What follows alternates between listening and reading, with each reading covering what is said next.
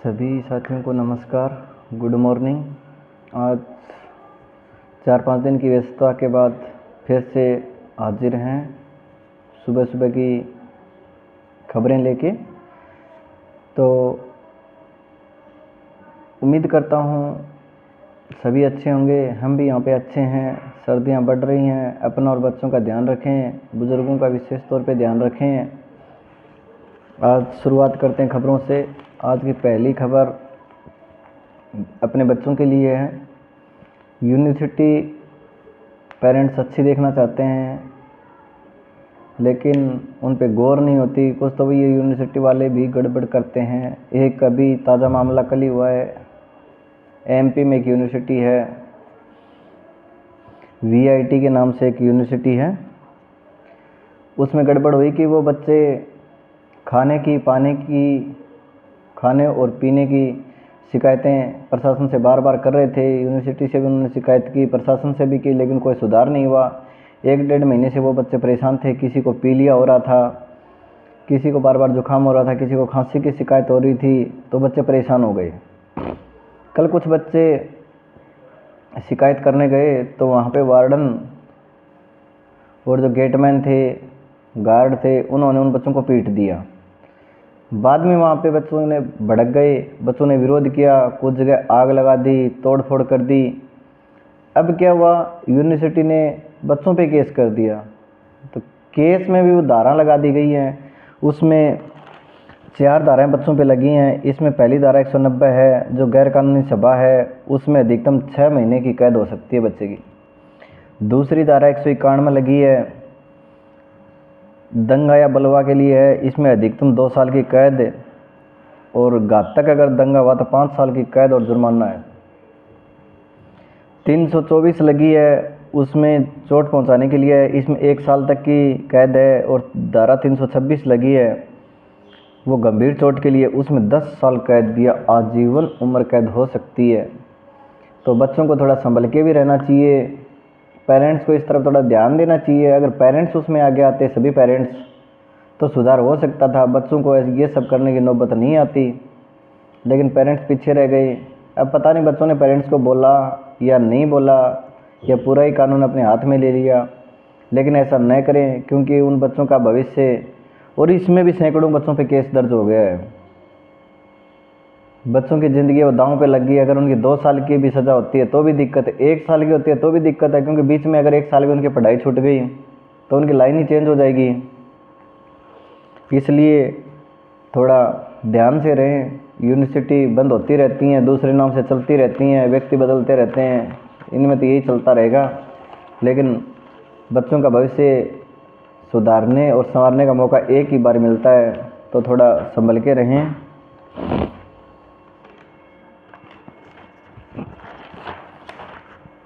एक अपने नरेगा बोलते हैं। तो एमपी में ये हुआ है कि मुखिया परिवार का कोई भी हो, उससे कोई लेना देना नहीं है, लेकिन जो पैसे आएंगे मजदूरी के, वो महिला मुखिया के खाते में आएंगे। तो ये सब करके महिला मुखिया को ही यहाँ पे तवज्जो देने का काम एमपी में शुरू हो गया है।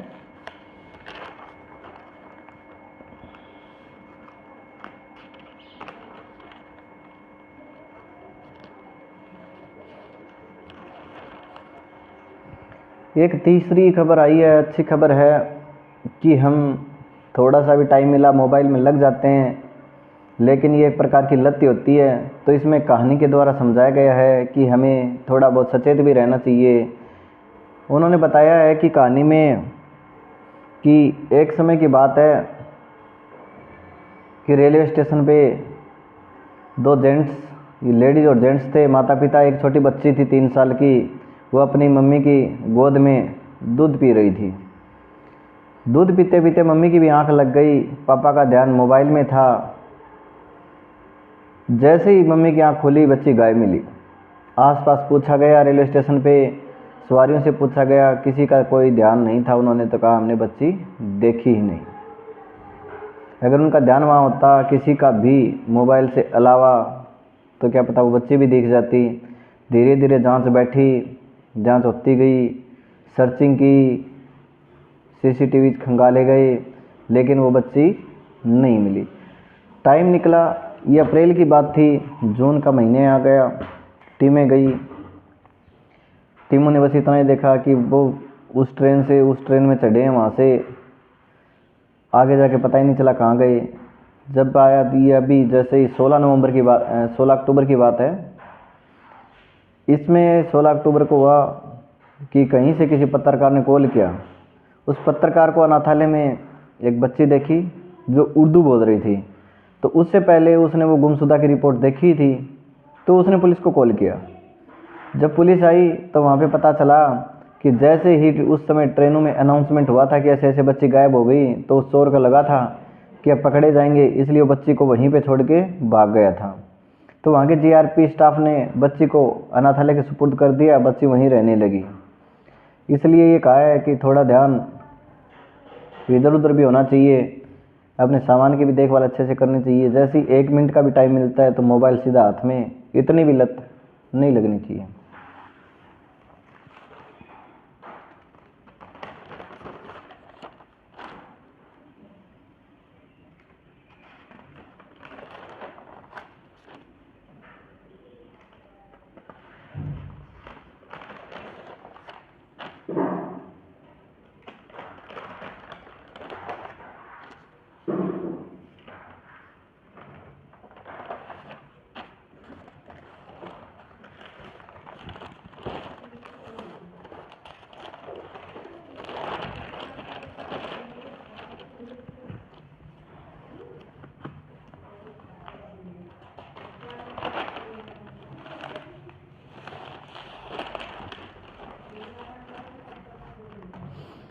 और सर्दियों में प्रदूषण का खतरा सबसे ज़्यादा बढ़ रहा है, हमें से बचना है। एक सर्वे हुआ दिल्ली का अपना, तो उसमें सर्वे में बताया गया है कि दिल्ली के 80% लोग हैं वो दिल्ली छोड़ना चाहते हैं प्रदूषण की समस्या से, क्योंकि प्रदूषण से खांसी का, सांस का, एलर्जी की, ये सब दिक्कत होती रहती हैं। और उसमें भी सर्वे में पाया गया कि 37% लोगों ने तो अपना बाहर घर देखना भी शुरू कर दिया दूसरी सिटी में, आसपास में, क्योंकि एक्सपर्ट बता रहे हैं कि दिल्ली में जो रहते हैं उनके प्रदूषण के कारण जो एज है वो 8 से 10 साल तक कम हो जाती है। बुजुर्ग एक उम्र के बाद उनका जीना मुश्किल हो जाता है। इसलिए प्रदूषण से सावधान भी हमें रहना है, बच्चों को भी इससे बचाना है। कुछ लोगों ने तो घर से निकलना भी बंद कर दिया है, वो अपने आप को घर में कैद करके रख रहे हैं।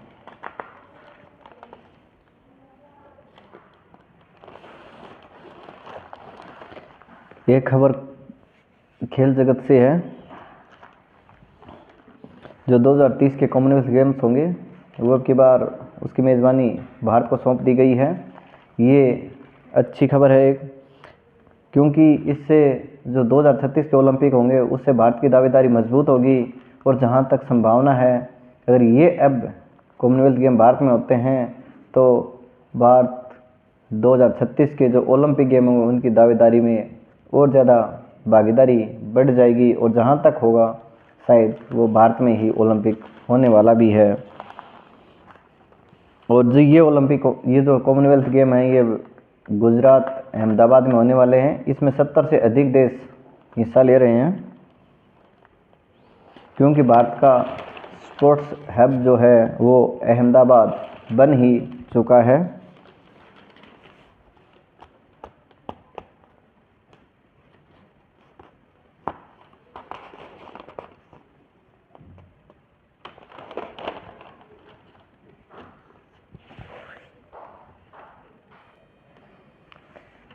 अगली खबर हम सब के लिए बेहद ही ज़रूरी और विश्वसनीय है, और सभी को उस पर ध्यान भी देना चाहिए। खास करके जो कर्मचारी हैं या जिनका बिजनेस है उनको विशेष तौर पे उस पर ध्यान देना चाहिए, क्योंकि ऑफलाइन का तो अब ज़माना गया पेमेंट करने का। और बाहर रहने वाले तो विशेष तौर पे ज़्यादातर 10 रुपये का भी कोई सामान लिया है तो उसका भी पेमेंट ऑनलाइन करता है। लेकिन एयरटेल को जो सीईओ हैं उन्होंने साफ साफ ये बोल दिया है कि हमें अपना पर्सनल अकाउंट रोज़ाना के खर्चे में यूज़ नहीं करना है। इसके लिए हमें अलग से दूसरा अकाउंट अपने फ़ोनपे या गूगल पे या पेटीएम पे ऐड करना है और उसी से लेन देन करना है, क्योंकि धोखाधड़ी बहुत हो रही है। धोखाधड़ी करने वाले अलग अलग तरीका अपना रहे हैं, रोज़ाना नए नए तरीके से वो फ्रॉड कर रहे हैं। क्योंकि अब तो इसमें यह भी होने लगा कि मैसेज तक नहीं आता बंदे का स्कैन कर भी नहीं रहा, उससे पहले ही उसका खाता खाली हो जाता है, क्योंकि उसमें पहले से वो कुछ ऐड कर देते हैं।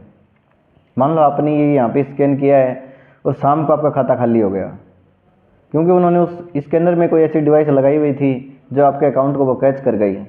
तो इस बात का विशेष तौर पे सभी को ध्यान रखना है।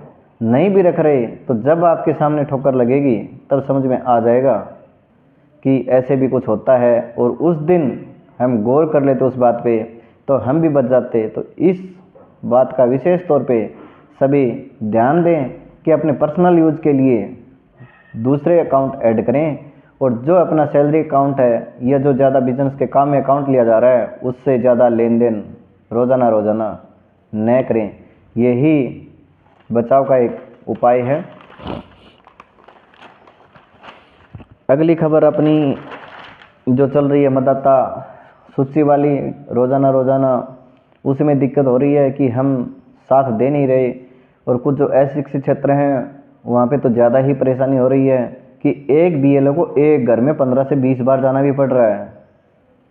इनकी ये सबसे बड़ी समस्या है। और कल के आंकड़े तो और ही बहुत खतरनाक बता रहे हैं कि 22 दिन में 7 राज्यों में 25 बीएलओ की मौत हो चुकी है।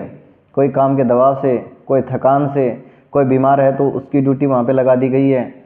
सामने वाले को ये चीज़ समझनी चाहिए, आम जनता को, कि वो भी कोई कर्मचारी है, अपना काम कर रहा है तो हमें उसका साथ देना चाहिए, क्योंकि हम ही उसका साथ दे देंगे। ये सरकार और ये अधिकारी उसका साथ नहीं देंगे, वो उस पर दबाव बनाएंगे, उसकी नौकरी खाने का बोलेंगे।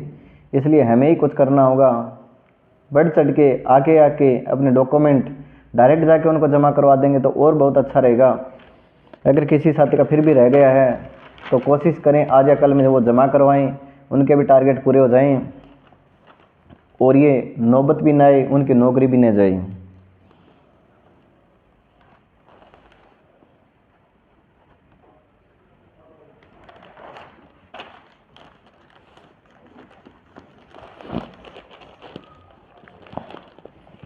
एक और भी अच्छी खबर है, हंसी मजाक वाली खबर है। हंसी मजाक तो क्या कहेंगे, इसमें महिलाओं की पसंद दी गई है। तो ये अपने ब्रिटेन में, लंदन में एक सर्वे हुआ है कि महिलाओं को कैसे पुरुष पसंद हैं। तो इसमें बता दिया गया है इनको कि इसमें टॉप 6 स्टाइल दी गई हैं, और जो सर्वे हुआ है वो 2500 यानी 2500 महिलाओं पे किया गया है। उन्होंने बताया कि 22%, 19% जो है 22 9 31 यानी 41% तो उनको मूंछों वाले व्यक्ति पसंद हैं। 16% जो हैं वो जो अपने दाढ़ी में कट लगवाते हैं, दाढ़ी छोटी करवा के, वो वाले पसंद हैं। 13% लोग जो उनको पसंद हैं वो फुल दाढ़ी में जो कट लगवाते हैं वो उनको पसंद आते हैं, और जो 9% लोग हैं वो क्लीन शेव वाले उनको पसंद है। क्योंकि 1970-80 के दशक में दाढ़ी मूंछों का खूब क्रेज़ था, कोई कटवाता ही नहीं था। बाद में धीरे धीरे जैसे ये सिनेमा जगत में खलबली मची, क्लीन शेव वाले हीरो आने लगे तो उससे क्लीन शेव का क्रेज़ बढ़ गया। लेकिन पिछले दशक से 2000 के बाद से ये फिर से ट्रेंड आ गया दाढ़ी मूंछ वाला, कि दाढ़ी मूंछ रखने वाला ही महिलाओं को ज़्यादा पसंद आता है। इसलिए जिन साथियों को नहीं पसंद किया जा रहा वो इस पे गौर कर सकते हैं।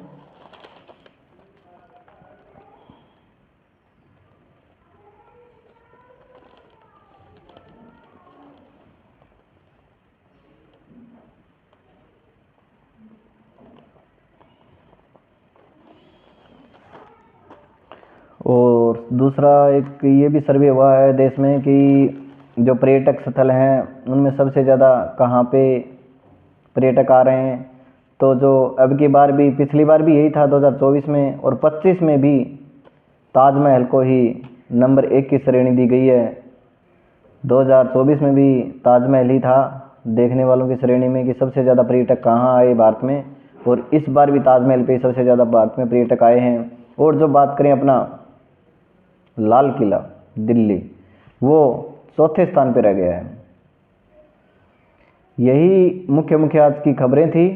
अब हम रोज़ाना रेगुलर फिर से जारी रखेंगे, तो सभी से निवेदन है कि ज़्यादा से ज़्यादा कमेंट, लाइक और शेयर करें, और रोज़ाना वीडियो पे आएँ, वीडियो देखें, पूरा देखें, आगे निकाल के मत देखें, वीडियो को पूरा देखें। जो जानकारी देगी उसमें एक भी जानकारी ये नहीं है कि वो यूजेबल नहीं है, सबके लिए यूज़ करने वाली जानकारी है, अच्छी जानकारियाँ हैं। धन्यवाद।